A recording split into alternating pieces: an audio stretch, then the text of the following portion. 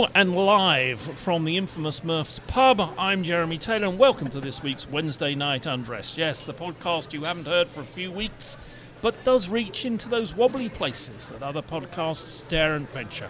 We don't claim to look at things scientifically, but we definitely have all the answers to your mysteries, vegetable, animal and mineral. We even know the kings and queens of England and the questions most political. In short, we can explain matters mathematical, physical and medical. This is the only naked podcast you can undress to on a Wednesday night while wallowing in your bath. Our team tonight include Chris, Kath, Alena. Ivo's with us back from Bulgaria. Jeremy, we're sponsored, in fact, by some folk in Bulgaria who listen to the podcast, which is delightful. And we have all sorts of interesting, lots and lots and lots of questions for your delegation. Something like that. Yeah. We'll think of it before the end of consideration. Consideration. There's somebody on the knobs. I think there's somebody on the knobs. On the knobs? Yeah. Good Lord. Lord Rasmussen. Nigel. Neil Rasmussen is playing with his big and little knobs. He's tweaking the Again, knobs. he's sitting there drinking his beer, and he has a gallon of beer to get through. So we start with the first one, ladies and gentlemen, boys and girls. We're in a full bar here tonight. Have you started your holiday shopping yet? Have you started your holiday shopping? And if the item you want is available locally in store or online, where would you purchase it? Wait, what holiday? Christmas holidays? Christmas It's holidays. only one holiday for Jeremy. It is the week after his birthday. You start shopping in summer? Well, everything gets organised in June and July. It's just tradition in the Taylor family. We should mention My mother that, starts shopping around this time. If she sees something like in January, February that she thinks I'll want for Christmas, she'll buy it. Yeah. online. Anywhere. Well, that's Online my or question is, do in a you- store that she happens to be shopping in. Yeah. Chris, do you buy stuff for you or for your wife or for the house or wherever? Would you prefer to buy it online or would you prefer to buy it in a store if you know it's in the store? I usually go to the store first. That's usually my default. Is I like to spread money around the community. And if I have to go online, like recently I had to get parts for my lawnmower, and there used to be a store near my house that I could buy lawnmower parts at, but it's gone now. So I had to ultimately order them online because the other places would basically have to order them for me. Right. Alena, what about you buying parts for your lawnmower? For buying parts online for my lawnmower? For your lawnmower, yes. Do you like... I have not a lawn. Oh. I live in a basement. I live in a basement unit, so there's no lawn. Thankfully, one of the many luxuries I have in the basement unit apartment is that I don't have to mow the lawn. I love the apartment. I love my life. I'm going to admit something. First of all, like, buying in summer makes sense because everything's cheaper. I will admit, I don't buy anybody Christmas presents. I'm like the worst person in the world. I don't buy anybody presents. You don't? I rarely, if ever, buy anybody presents. I'm really bad about it. Do you receive presents? Yeah, You that's don't why sit it there makes and it, say- that's why I'm even worse of a person.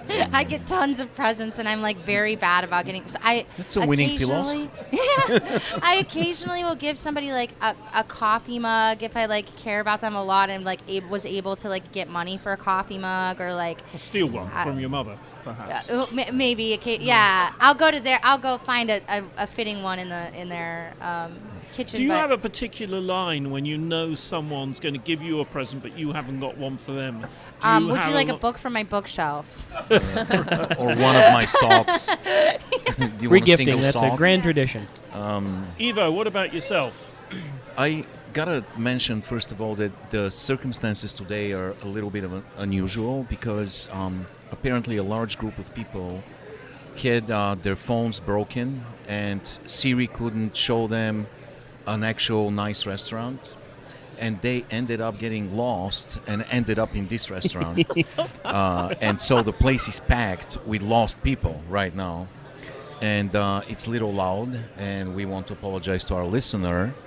But Whose name is Radina. yes, yes, Radi, sorry about that. Roddy.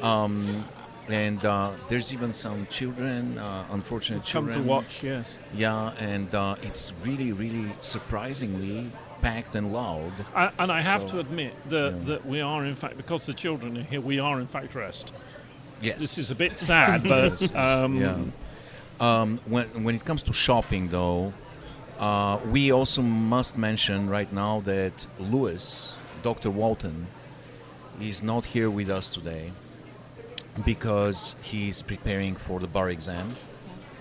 And There's a bar right here. What's the matter with I know. the man? Shockingly, the bar exam doesn't take place in a bar. Oh. I've always gone to the bar. Very I didn't have to strange, take a test. It's very strange. So he will be with us next week, but he's not here. But he would have answered to that question probably with the notion that he also likes to spread money in the community, in the local community, but he is unable to find a local brick and mortar Pornhub venue. He wouldn't answer that if his wife was at the table. So You just can't find porn mags strewn about the woods like you used to these days. I mean, yeah. So no, you know what? I shop in the last minute. Yeah, if I somehow end up in a store, which I never do, but let's say I end up in World Market and see something that a friend of mine or my wife or my daughter or my son would like, I would grab it. But most likely it would be my shopping will be a couple of days before the actual holiday.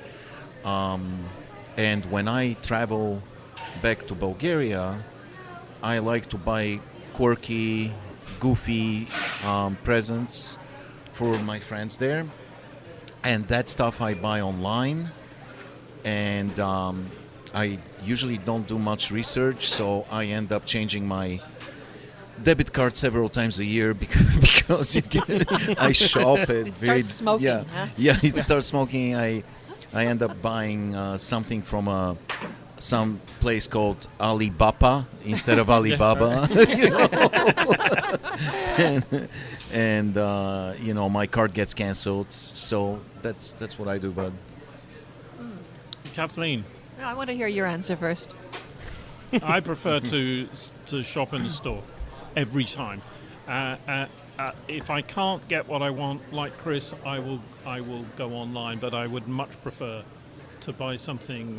When I bought you your, well, I say I mean actually had staff go and do it. But you know, the presents, watches, or the jewelry, or your Ferrari. Diamonds. Yeah.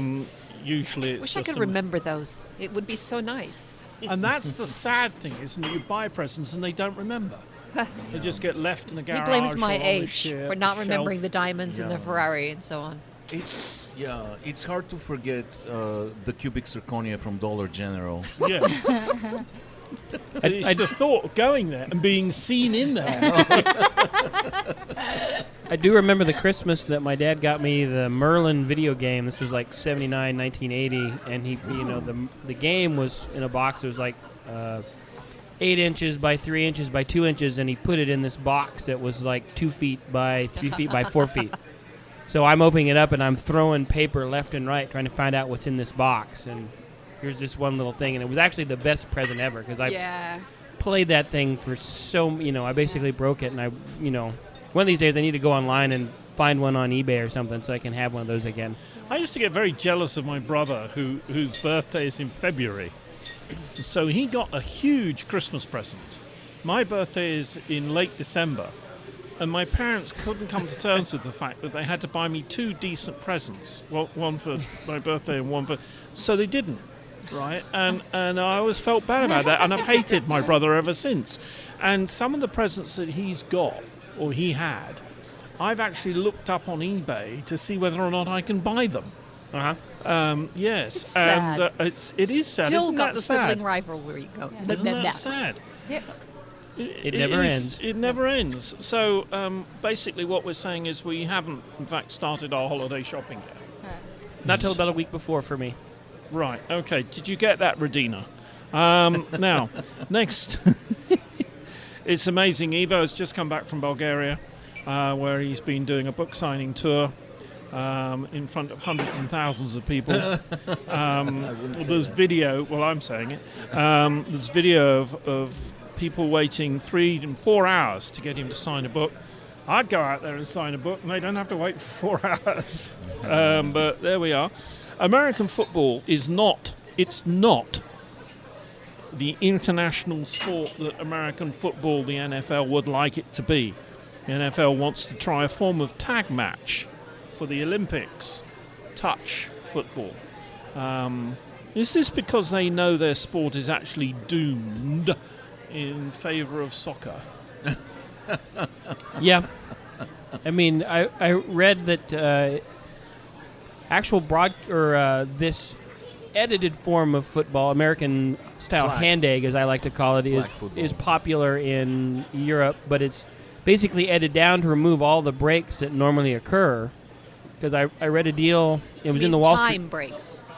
Yeah, because I read an article in the Wall Street Journal that laid it out that an American hand egg game is officially an hour. That's what the game clock says, but it takes about 3 hours to actually play the game. Yeah.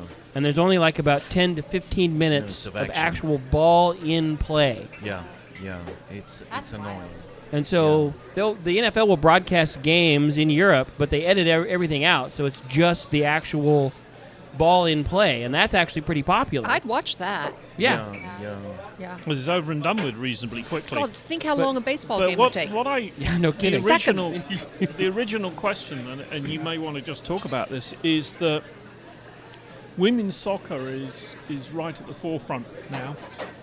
And places like Kansas University, who spend millions and millions and millions on men's American football, what we Brits call American rules football, but they don't spend the same amount on soccer, and yet I'm sure in 50 years' time that arena that they've got will be hosting soccer games, men's soccer games. Yeah.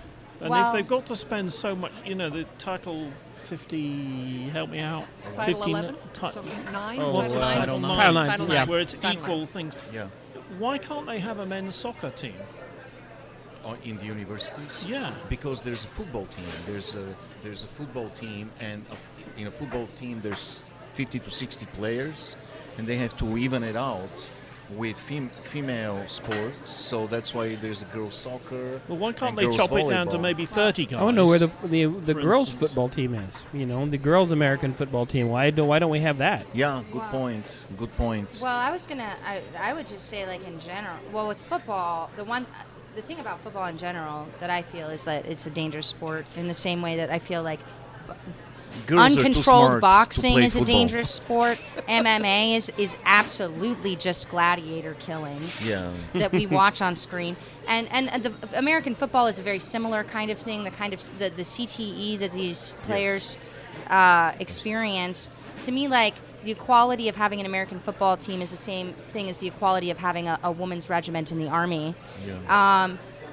It's not necessary. If people want to do it, they should absolutely have the right to do it. Yeah. It is an incredibly dangerous thing to do. Yeah. And it is not given, because it's a sport, it's not really, they don't talk about the gravity of the danger in relation to that sport. And a lot of these kids are high school kids that never become professional kids, that then live their whole life with concussive damage. Right. And then you have, with soccer, and you and I have a disagreement about this. In general, I think that the sports need to be gender integrated, and that the soccer teams need to be women and men playing together. Ooh, because that's interesting. Yeah, I don't like see enough of a physiological difference between women and men that they can't play soccer together. As long as the soccer players can chill out, because there's also some soccer players that are crazy, like the guy that was biting off people's ears. And, Yeah. yeah. So Suarez. here's Suarez. one for you. Think about grass hockey. Grass hockey. Field hockey, yeah. Field hockey. Yeah. My father was supposed to have been a commando during the war. Yeah. Supposed to have run up the beach in Normandy and all this sort of thing. And not long after the war, he played hockey. Yeah. And not long after the war, he went to play, in a hockey game against St. Bartholomew's Hospital, St. Thomas's Hospital, women. So it's men against women. And he said there are only 3 times in his life when he has been truly frightened. One was at Normandy, second was on that hockey pitch, and the third was watching my sister play lacrosse. My dear little sweet daughter, who's now, a mother and not little, but she's still sweet, told me that she really enjoyed playing field hockey at school in England because it was the only time you were given a stick and told to hit people with it, which startled me. No, I'd love to see the integration of sports. I mean, definitely soccer, definitely baseball. Men and women compete on the same teams. I think basketball definitely would be true as well. So I think that'd be a great idea. We're going to ask a question in a minute about historians in hundreds of years' time, and I just wonder, what's going to happen. Kansas City is becoming the hub of American soccer. We're going to have Olympic World Games Cup, there, 2026. World Cup, Woo! World Cup's coming to Kansas City and all that sort of thing. I'm just wondering if some millionaire guy says, well, you know what, let's have a KU soccer team. And the KU are going to Men's, say you mean? men's soccer Right. team. And KU are going to say, no, we don't, no. And he said, that's all right, I'll pay for it all. And then when they start to win things, that's when people are going to start to change their opinion. Yeah, I don't know. I wanted to mention that Chris is wearing a football kit, not a soccer jersey, a football kit, and it says Maiden, like Iron Maiden, with It is Iron Maiden. Iron Maiden. And I want to mention that in a bizarre case of synchronicity, a couple of weeks ago, Iron Maiden had a concert in Bulgaria when I was there. And Did you go? I did not go because I was leaving the same day.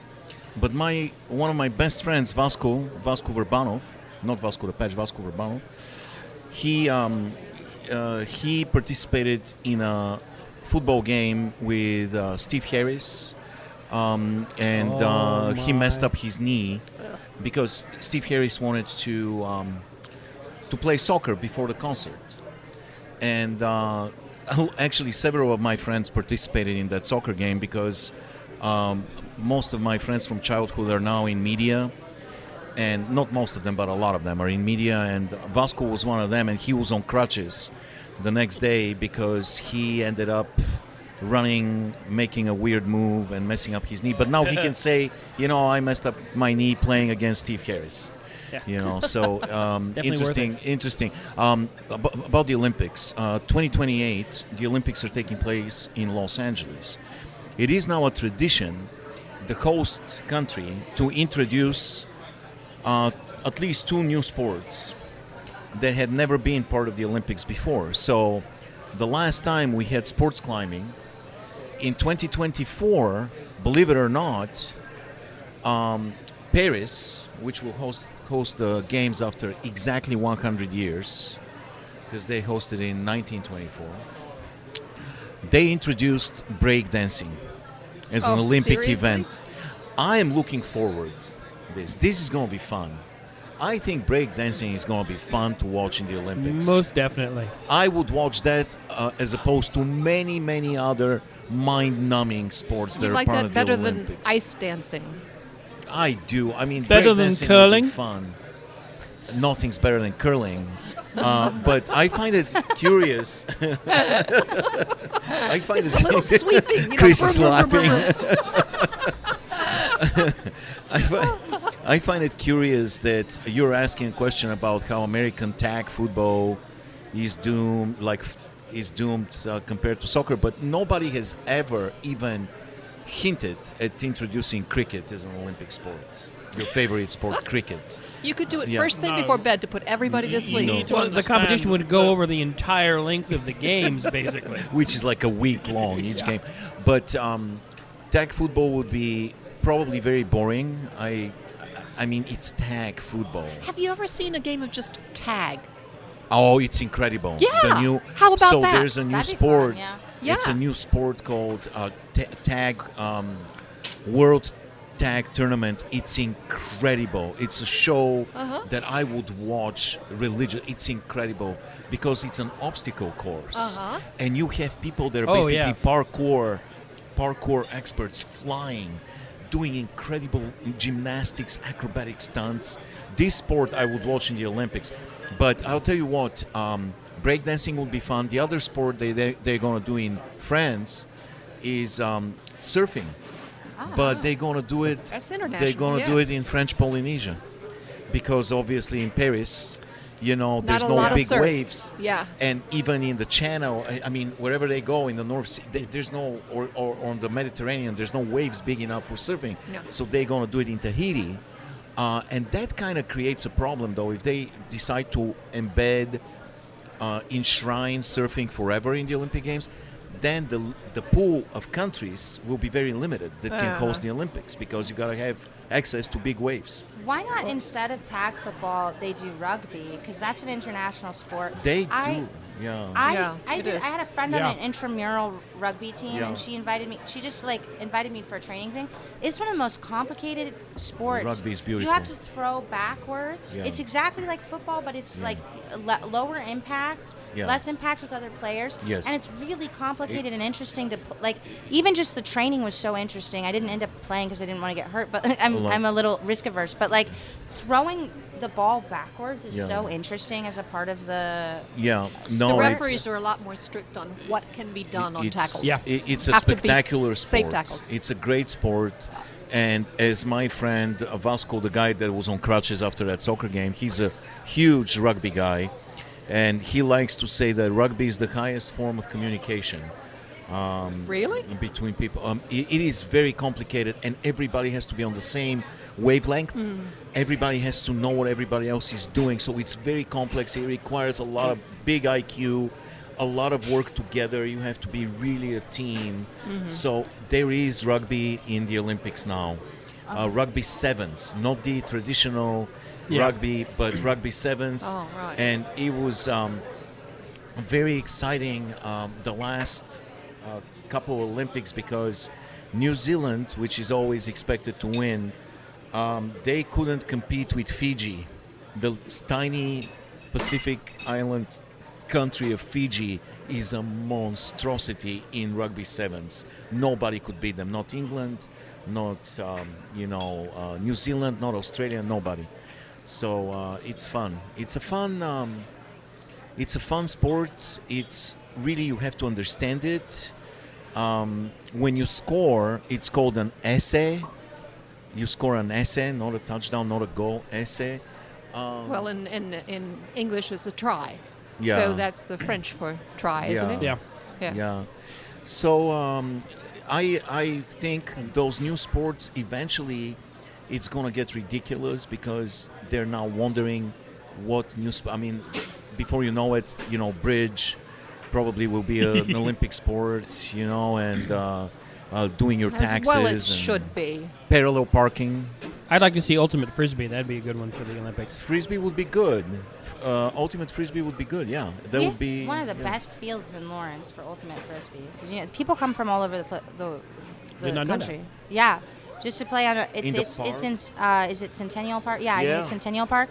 Really? People come and just to play on the ultimate frisbee course Really? that we have. I've never played there. We should play sometime. It's I've like seen a really people good course. play ultimate frisbee there all the time. I did not realize it's such a revered field, But How about some airplane sports? In other words, parachuting somehow.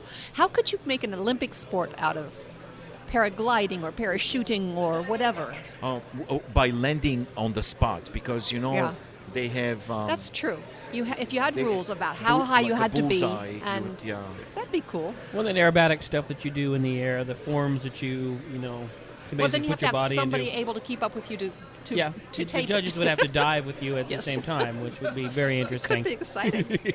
The thing is, it's become kind of prohibitively expensive to host the Olympic Games at this point, Yeah. because there's so many sports and so many demands for complicated venues that after the Olympic Games are completely unused. Like in Athens, the Olympics took place in 2004 in Athens, and about 80% of the elaborate stadiums and venues that they built to host the Olympics completely disintegrated because nobody's using them. Yep. And there's no need for them. Okay, And- so your bridge idea is actually good because that would not be expensive. How Yeah. about competitive Sudoku? Sudoku. Yeah. I mean, esports are making electronic sports yeah. are making huge waves, and they are actually requiring a lot of preparation, not just mental but physical. So esports teams from all over the world are preparing at camps. Mm-hmm. They're running, they're working out fitness-wise, because it does require very elaborate dexterity and endurance. Mm-hmm. So I predict that some esports will very, very soon become Olympic sports. Move on to a new question. I recently bought an air fryer at the behest of one of my kids. We were in a big store.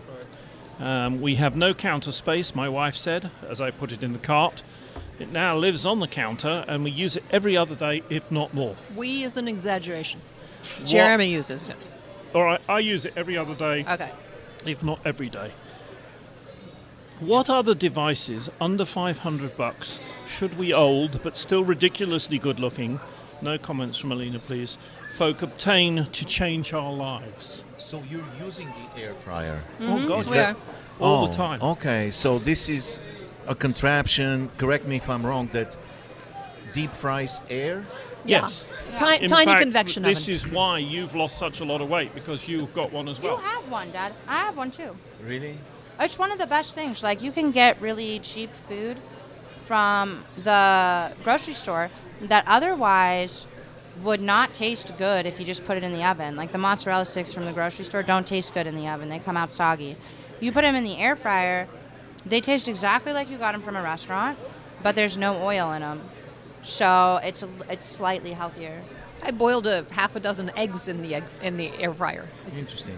And probably took a lot less time and a lot less energy than putting them in water. So it looks like Chris is the only person who doesn't have an air fryer. I don't have an air fryer. I never use the Instapot that my wife got. I have a nice crock pot that I really love to use. I have no problem setting it up and taking, all day to make a really good, huge brisket or, nice level of soup in the thing. But I was going to say that there's probably nothing really that you need other than, say, maybe some books to help change your life. Well, Who here? I want to know one We're thing. talking about contraptions. Yeah, I want to know one thing that you would advise me to get that would change. Because I can't say that A air good fryer hasn't changed my life, but I a believe good that hammer, a everyone nice set should of have- screwdrivers, a nice ratchet set. Who here does not have an electric skillet? This was skillet? Me, I don't have an electric These skillet. were very popular. Everybody had don't have one. Is that like a hot plate? Well, I have no idea oh what my I remember my goodness, parents had one. you are so young, all of you. An electric skillet is a big skillet with a heating element, and you plug it into the wall, and it heats it nice and evenly. It's the best way to make pancakes ever. You can make stews. It's the precursor of the slow cooker, except that it gets hot and fries things, or stays low and makes stews and stuff. So it's a lot more versatile than a slow cooker, and I don't know why it lost popularity. That one I don't know. Yeah. But I remember my parents had one of those, Yeah, and they used it a lot. yeah. Alena, what have you got that I haven't got that I should have? I'm An old 27 soul. years old, so She's an old youth. soul. I don't know. She has a record player. I don't know. I don't have anything really. I have How a record many player. record I have a record players do you player. have? Oh, he does I have not a have a record record player. And typewriters. And I have a typewriter and a record player. Do you have a typewriter and a record player? Probably not anymore. No to both, actually. Yeah, you need that in your life. I If know only I to have remember I have how a hard it box was of to really type. good albums somewhere. I don't know when they came over from the UK 20 years ago. I have some very cool albums, let me tell you. Really? You need to get a record player to listen to your albums. Yeah. Oh, and a typewriter was actually a lot of fun. You type, and then you go whap, Yeah. and it changes over It's to very the therapeutic. next line. Yeah, Yeah. it's very good. therapeutic. It's a workout for the fingers. When I first got that one, I was like, wow, this is crazy. This is why all those books were so good back That's then. why your 'Cause fingers they are had so to nice think and about muscly. every single letter because it just hurt to put out even one, sentence. Do you use tip Apex or Whiteout or something, do you have an electric? I just really write whatever. I'm not worried because I don't use it like to write essays or anything wild like that. I would go crazy if I tried to write an essay on it, but I just like I write little things on it or like little poems and stuff because it's cool to like make little. It comes out like artistically on the sheet when you're using fresh ink like that. I should think if you're trying to write a book or something, it would be a benefit to use a typewriter because it's a lot more difficult to erase. If you're writing something on your computer and you get fed up or tired and you can just boom and it's gone, and then the next day you think, oh, that had some good points. Damn, I wish I hadn't erased it all. That's true. It's also one of those things that it's like almost organically you have to wear a fedora while you're writing and smoke a cigarette. Yeah, you have to get in character before you use the typewriter. Yeah. If you ask my wife, she would tell you that the best thing she bought was the robotic vacuum. And she loves that little robot that vacuums the house. Okay, she's sitting over there. I know. And she agrees with me. Yes? Big nod from over there. She loves that robotic vacuum. As does your dog. The dog doesn't even pay attention. I expected the cat or the dog to be freaking out. They're just it's part of the family, Hello, welcome to the house. I like the videos of cats and birds robot, and stuff riding on them. I'm very skeptical of this robot because it's flat. It's a flat disc. What can this tiny vacuum pick up? I mean, tiny dust particles. If it got vicious, it could purposely trip you. Yes, dust particles. But it does could be create... programmed by the cat to kill you. Maybe. It does create the impression of cleaning. Like, it has... it leaves clean tracks behind it. So it feels like the place has been vacuumed. But I have a lot of skepticism about the actual trash that it is capable of vacuuming. You think it's pretending to work? It's, I think, just like almost everything in the world, it's pretending to work. In terms of contraptions, the one that really, really, really changed the game for me, I have, as you know, my house is surrounded by beautiful large trees. Full of squirrels. Squirrels, and creating a canopy over the house so you can't even, like we try to look through Google Earth at the roof of our house, and you can't see it. There's so many trees, and it's beautiful. It keeps the shade and all that. But, like you said, it creates problem with the squirrels. The other problem, those fucking trees are black walnuts. And come September, oh my God, it is it's a deluge of I spend months walnuts. picking those things up out of my yard. Oh, yes. And I have had, even when I was very fit and much younger, I had trouble picking up thousands of walnuts. Do you harvest them? Do you actually open them? Oh, no. And they rot real fast, and they paint the driveway, and they're a nightmare. And so... Oh, but they taste good. I discovered this beautiful contraption that looks like a golf ball picker. You roll it. It's a sphere, and sphere with wire like a cage, on it. Like a cage. And you roll it on the grass, and it picks up all the walnuts. And then there's a little lever you pull to dislodge the collected walnuts into a bucket. And this thing made it not only extremely easy, more importantly, it made it fun.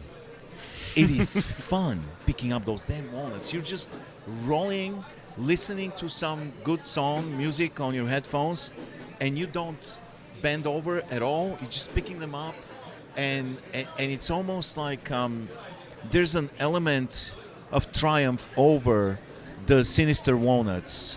I look at them getting picked up, and I say to myself, take that, walnuts. So this is the one contraption that I love. The lost people are leaving right now. 2, 4, 6 people leaving the bar. They're taking the children. Hopefully no, they're not taking the children. Oh, damn. Hopefully they'll find their way home without their phones, obviously. but they made sure as they were leaving to make extra noise as they walked by us and looked at us getting really close to our microphones. Right. Goodbye. Now all we've got to worry about is the music. Yeah, good riddance. Yeah. All right, let's move on to the next subject. Sorry, guys, and folk in Bulgaria, no good ideas from anybody there about what we need to change our lives, except air fryers. Well, black walnut picker-upper thingy. Do they have black walnuts in Bulgaria? They do, but nobody picks them up. Yeah, they just let them. Okay, if here's somebody one picks them for up, you. They sell them. To think about. Humans no longer sacrifice virgins to forgotten gods. They don't? At the time, They lied we to don't me. talk about it. At the time, those ancient priests knew for certain that the sacrifice was the right thing to do. Now, much of America and the world operates on ideology as opposed to fact-based research. If there are historians in 1,000 years, how will they describe what we humans are currently doing to ourselves? How will they describe what we're doing to ourselves? So, what is the virgin part of the question? Well, what I'm getting at is the Christian Taliban or the Muslim Taliban. Oh, I see what you're saying. They're absolutely certain that they're right and that's that, you know. I'm not specifically talking about abortions or anything like that. I'm just saying they're right. They're absolutely certain they're right. And those ancient priests, when they sacrificed some young virgin, they were absolutely certain they were right.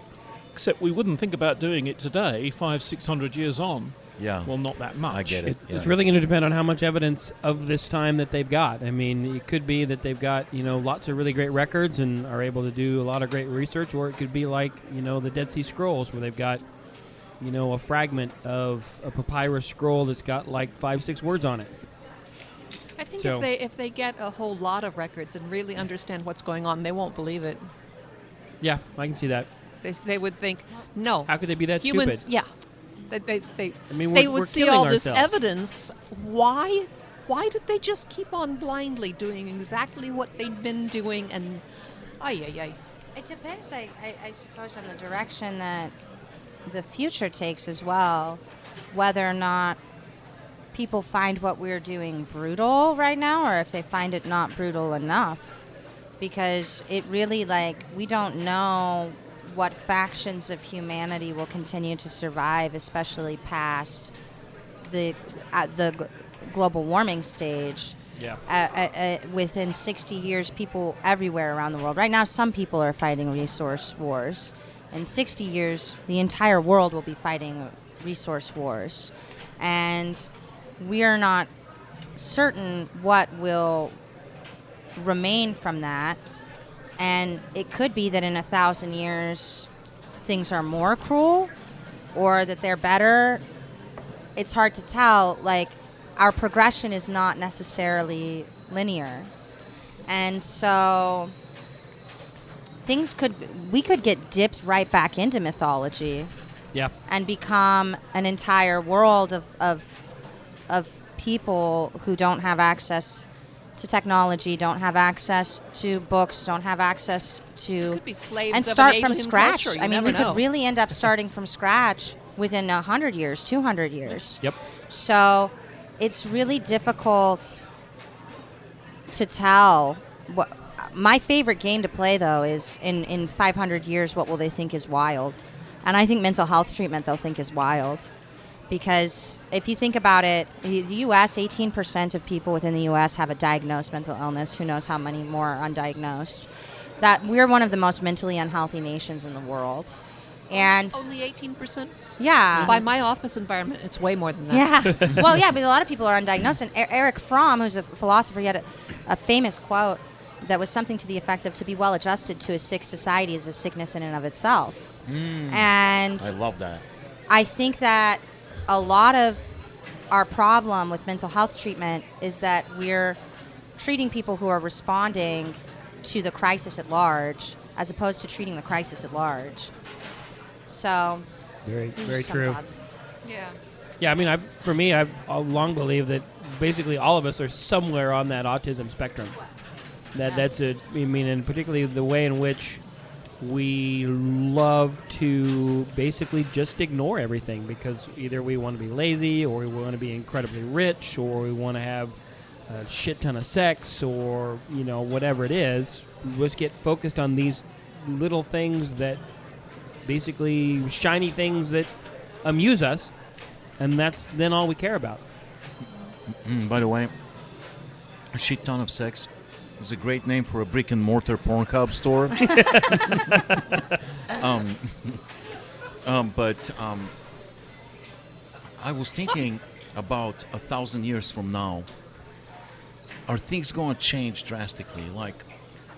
And then I'm thinking now about 1,000 years before, like the year 1022, and have we really moved that much further forward? I'm thinking Gas is cheaper. there was no vehicles. The source of energy, the main source of energy back then was windmills, and water. Fire. Good point. And water, yeah. Good point.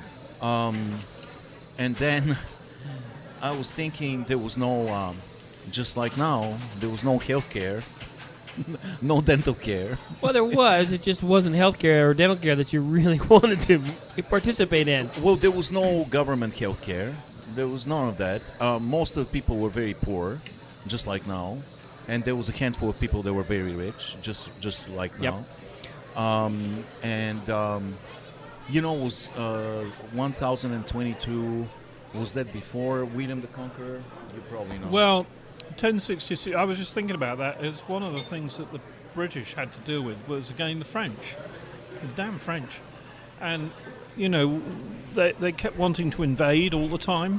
Yeah. And so, whilst we had our act together, we had some rather nice castles and all sorts of things like that, Yeah. and heating and running water and so on and so forth, lavatories. We still had to contend with the French. If you look on a map of France, you'll see Brittany. They stole that from us. It's rather like the Argentines tried it, but we didn't have Mrs. Thatcher back then. So back then. Yeah, but didn't you steal Brittany from the French? Good Lord, no, we were there before them. So back then it was very common, big countries to just invade their smaller neighbors and take over. How has that changed? It hasn't. It hasn't. So I don't know if in 1,000 years, I like to think that borders will be a thing of the past, that we are not going to have any borders. I like to think that everybody's going to have health care. I like to think that, people skin color wouldn't be an issue. Yeah, skin color wouldn't be, to but... think that that's going to happen, but you have to think that there will be no more tyrants and that human nature will change. I don't know. It's supposed to. I mean, if human nature is that has what changed. progress is? We still back tyrants. That's true, We still but allow them. I mean, progress empower is a slow thing. But we're. I mean, we only make only when advances, you're we make there. back steps, but On the day, it's slow. But when you look back, it actually happens really quickly. When you look at the biography of some famous leader, there's whole years missing from the biography. And I find that fascinating.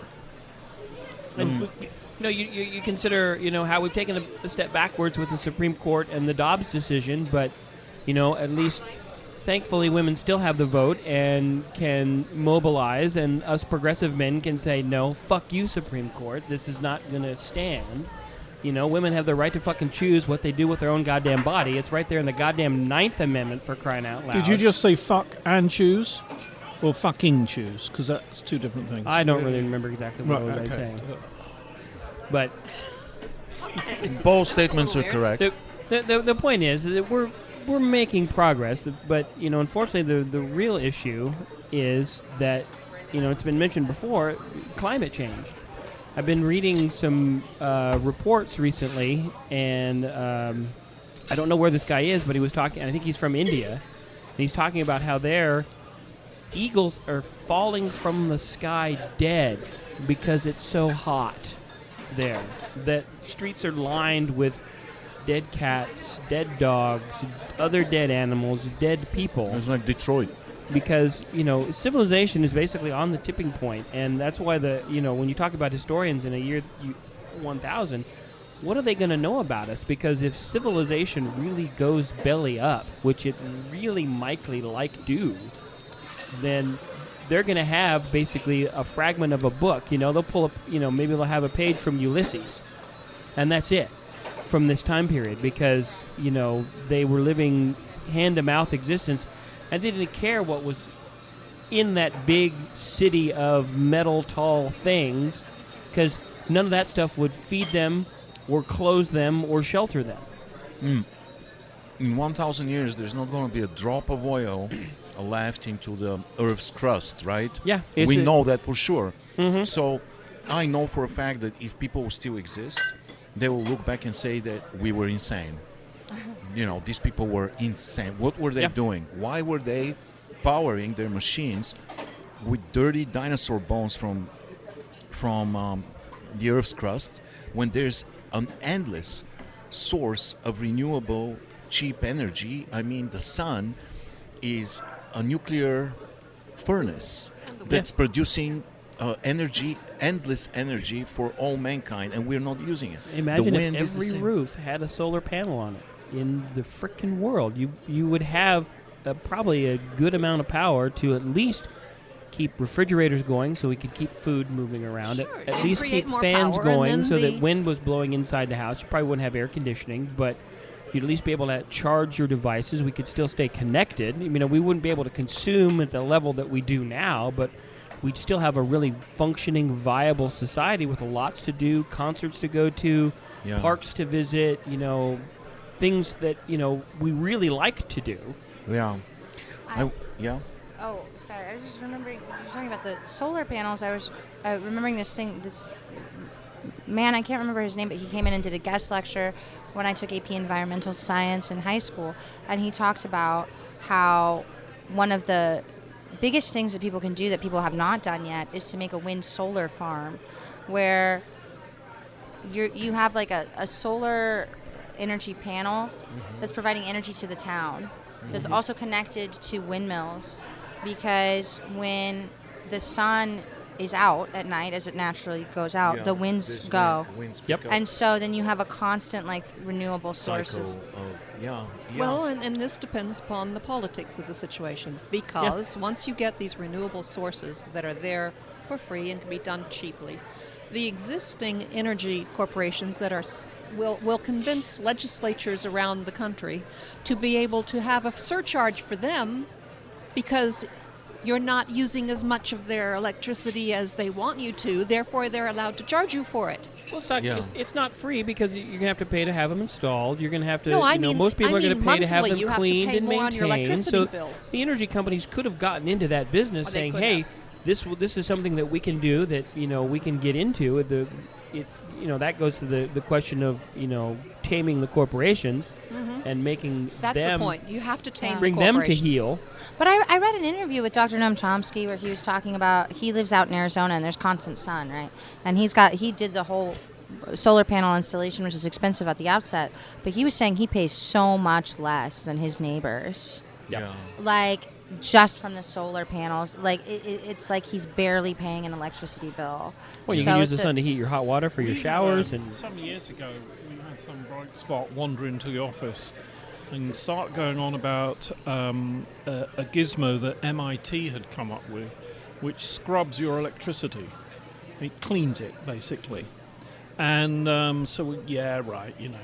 Anyway, long story short, we obtained 2 of these things, and our electricity bill went down by about half, if not 3/4. It was quite amazing, particularly with the pool, where you've got a big pool pump coming on all the time. But they were saying you don't realize how many motors you've got going in the house. People just don't think about it. If you go into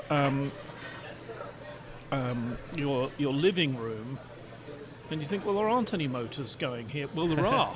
There's a whole bunch of motors going, little motors. Yeah. Or you have big motors, or you have the washing machine and all this sort of thing.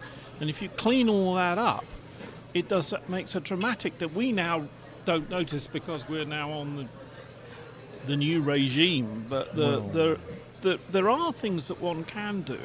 But of course, if you've got tax incentives as they did have in this state, then one party comes along that's pro-coal and they take the tax incentives away. Well, your subterranean facility also Don't talk about has... I mean, it's got so much of it. It is dedicated to world domination. I and expect there's you all to kind- die. Yeah. So I was thinking about in the 1,000 years in the future. I was imagining that there would be like experts in forensic television, that they would dig out a Tiger King, and will definitely say, "You people, these people were nuts." All right, let's move on to what's going to be our last question, and then we will be able to thank our sponsor for tonight from Bulgaria, in fact. My question is, can a political leader be effective without being tyrannical? For example, could Putin have decided to make Russia a world-leading country, an amazing country to visit, amazing country for his people to live in, and so on and so forth, without a war, a country that people would be happy to deal with without having to go war? And interestingly, I noticed something.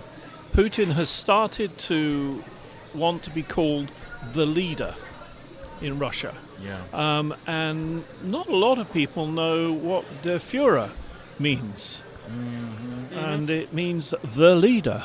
Yeah. And kids were asked to say, if they ever met Adolf, it was mein Führer, my leader. Yeah. And that's precisely where Putin is going.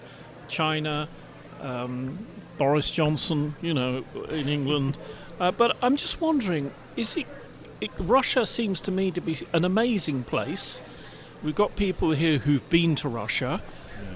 Yeah. What is it that is what piece of the cog is missing with Russia that doesn't make it a place that people want to emigrate to and go and live in and so on? Chris, what do you think? Well, I mean, I've never been to Russia.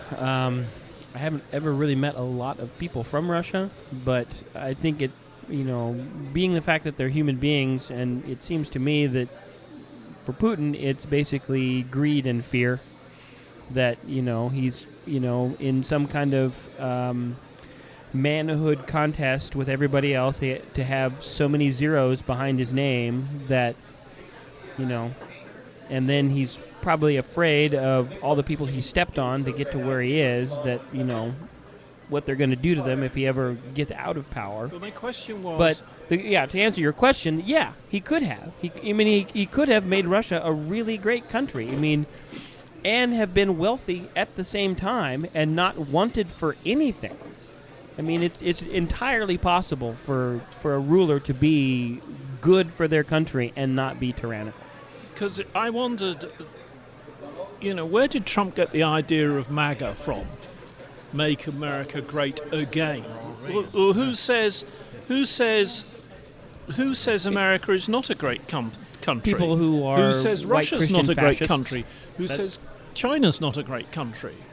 What I'm trying to get at is do we actually need to fight each other? I know we don't. Everybody going hoorah all over the place. It does not have a tradition of believing in the individual. Okay? They have a mental image of themselves as serfs. And they have never had a constitution that indicates they have individual rights. They would use the word collective. If you ask them, they have a image of themselves as a collective.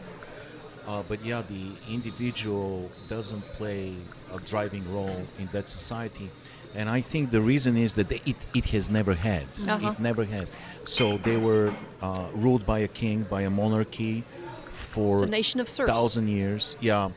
And then they had the communism come in, and then they had 3 generations of communism. All they had was about 10 years in the 90s, Yeah.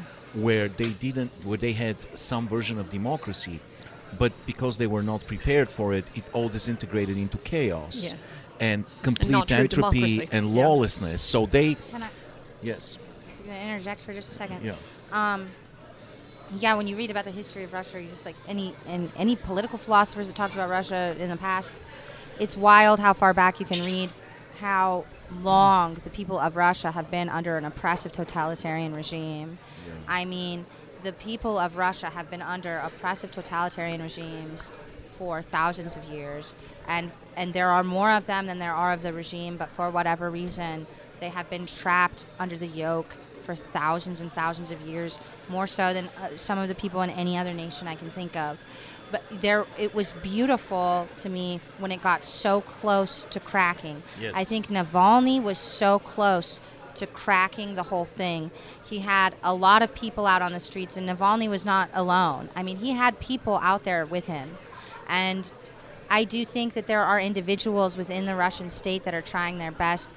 There's the members of and it's a pop music group, so you think, what all they're doing is making pop music, right? But the members of the group Pussy Riot, they were imprisoned over and over again in some of the most horrific conditions you can imagine, and came right out and kept making music. And there are absolutely, I think, really strong individuals within the system, but it is really hard when here we do a protest and they do this crazy shit where they take a few people off the streets. There, they do a protest, everybody's off the streets, nobody goes home again. Yeah. But and they it's do really rough have there. The internet. It's going to change eventually. They can't stay like that forever. The problem is, sorry. And I want to push back against the idea that collectivism or community is a bad idea. I mean, I don't have a lot of experience with Russia, but I do have a pretty good experience with China. And China has lived under, the emperors was fairly oppressive. The communist regime was fairly oppressive. I mean, one of the best things that Deng Xiaoping did was basically say, okay, we're going to be politically communist, but we're going to open up the economy and be capitalist. And my experiences over there have been absolutely eye-opening. I mean, my brother-in-law and his friends are the greatest group of friends I've ever seen, even though I went to lunch with them and did not understand a word that they were saying, except for, when my brother-in-law would translate for me. I can tell you what they were talking about. There was this idiot Chris. Look at him. You're so mean, Dad. But they were making fun of Chris. We know it. That's sideburns. That's fine. If they were making fun of me, that's great. But I could tell they were having a good time. And these were friends. This was a group of friends that he has known since grade school. My mother-in-law, took me around to her friends in the areas that she lived, and there's just a whole wonderful community that supports each other, which I think even probably exists in Russia. Putin may be at the top, and he's got all these oligarchs underneath him that are supporting him, but the vast majority of the Russian people, I'm sure, are just doing their thing, getting through their daily lives, just trying to survive like everybody else on this planet does. And they do it through community. And the thing that we as a species really need to do is understand that community is worldwide. Not just Russia, not just the United States, not just China, not just the whites, not just the blacks, not just the blues, but everybody. We're all human beings. It's all one world. We all need to come together and say, let's just live. Well, I agree with this statement, of course. Unfortunately, when you have a system that is designed around authoritarian regime, a system that's completely directed towards one person, it will eventually get warped to a point where you will have a horrific environment. So I lived in this world, and it's inevitable. You understand? It's absolutely inevitable. Maybe right now China is okay, but the way this system works, it gives so much power to one single person, and it's a one-party system. Eventually, it will disintegrate. It will turn into something horrific. It is every time. History is. History repeats itself, and it's obvious. That's what happened in Russia. To be a great country, I think they have to give up wealth. Honestly, this is my idea. Yeah. to be a great country, you're not going to have a high GDP.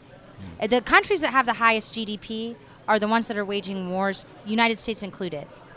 If we want to be a great country, if a country wants to be a great nation, to be a great nation that is truly accepting of everybody, whether that's international, people within other nations, or people that are coming into our community that are refugees, we don't care about refugees if we're waging war in Syria. It doesn't matter that we accept refugees. We don't care about refugees if we're waging war in Ukraine. Even if we accept refugees, to care, we have to give up our wealth and be willing to live at the same level as a mid-level GDP nation, and that's how you become a great nation, in my opinion. But to go back to Evo's point, I mean, dictators arise and a totalitarian happened, but Russia was an empire once, and the communists came in and overthrew them. The people rose up and overthrew them. Same thing happened in China. The people rose up and overthrew the emperors. The same thing happened in America. The people rose up and threw off the British king. It's the cycle. It's the repeating of some group gets upset with the way some other group is behaving. Sure. Wants to take power to stop that group from doing something. They gain power. People are repressed. Those people get pissed off and they say, "Fuck you." It gets overthrown. We get a period of niceness, and then somebody gets upset that somebody else is doing something, and the cycle starts again. Yeah. Well, they asked the Queen if she wanted to come back, and she said, "Terrence, I'm just a bit too old now." Well, to go back to Jeremy's question, there are many wonderful countries that don't rely on dictatorship, on a strong man, on absolute power to become great countries. And there's like Angela Merkel is an example, FDR is an example, Eisenhower is an example, our system's an example where you don't have absolute power concentrated in one person for more than 8 years. You know, the difference with those countries, China, Russia, is that after they rise and they overthrow the government, they don't know anything else. Yeah. So they install the same system with a different name. Exactly. You know, so you have Lenin and Stalin and, you know, Brezhnev and now this guy. And these are always people that get intoxicated with their own power. Absolute power corrupts absolutely, right? Yeah. So you have a system that enforces absolute power, so eventually it will oppress the people. And what really worried me for the last 6 years, it was really the rise of dictatorship, authoritarian regimes all over the world. So you look at Duterte in the Philippines, you look at the Viktor Orban in Hungary, Situation in Malaysia. You know, Brazil, you have that maniac in Brazil. You have all of these regimes, Erdogan in Turkey, everywhere, all over, including Europe. And it was really worrisome. And I was like, why are we looking back to the 20th century, the most destructive century in the history of mankind, and repeating the mistakes of the 20th century? What are we doing? Here's something I want to say about the motivations of people that are calling for revolution that we have to be very careful about. We have to understand the motivations of people that are calling for revolution. Because every time there's a revolution, you have the true leaders of the revolution, and then you have the people that showed up to the palace gates and decimated the royal family. And the people that decimated the royal family are the people that get in charge of the nation. Those are the people that then are in charge, the people that do the gross things that you read about in the news, like what happened to, I can't remember the leader that I read, awful things happened to him. And it's not that I don't think he was doing awful things. Gaddafi. Yeah. It's not that I don't think he was doing awful things. It's that I think that the people that did that to him were sociopaths. Yeah. And they were not there for a revolution. They were there to be sociopaths, and then they were sociopathic to the citizens of the nation afterwards. And that is not the right people to follow for a revolution. If you want to follow a revolution, you want to follow a peaceful revolution, you want to follow people who are not out for blood. Anybody that's out for blood is not out for you. Alena, Alena 2024, I'm voting for you. So, just a quick example, though, of absolute power corrupts absolutely. We have absolute power in this bar. we have a bartender with enormous amount of executive power who's been pouring me gin and tonics with club soda. It's complete disaster. It's disaster. Right, we need democracy at the bar. Please. Normally at this time we decided we would just do a podcast quickly because we hadn't done one for a few weeks for all sorts of reasons. But we finally, Ivo's, as I say, been in Europe, been in Bulgaria, and a number of people came to him and said, look, we love listening to the podcast. They do really. That's true. And hundreds and hundreds and hundreds of people. That means thousands of people over there in Europe listening. Means tens. And maybe once. And, one in particular, her name's Radina. That's one more than I got, so. Her name is Radina, and she said that she wanted to sponsor tonight's podcast, which is very decent of her. And we've got her credit card details, and we will be making a large, small donations. Headed the Ferrari dealership. Is that? Yes. See you there tomorrow. Thank you, Radina. Right. Thank you so much. Thank you, and thank you to everybody who listens to this podcast, because lots of people do. We want to also thank Neil Rasmussen for playing with his knobs again tonight. Tweaking the knobs. Yeah, for tweaking them.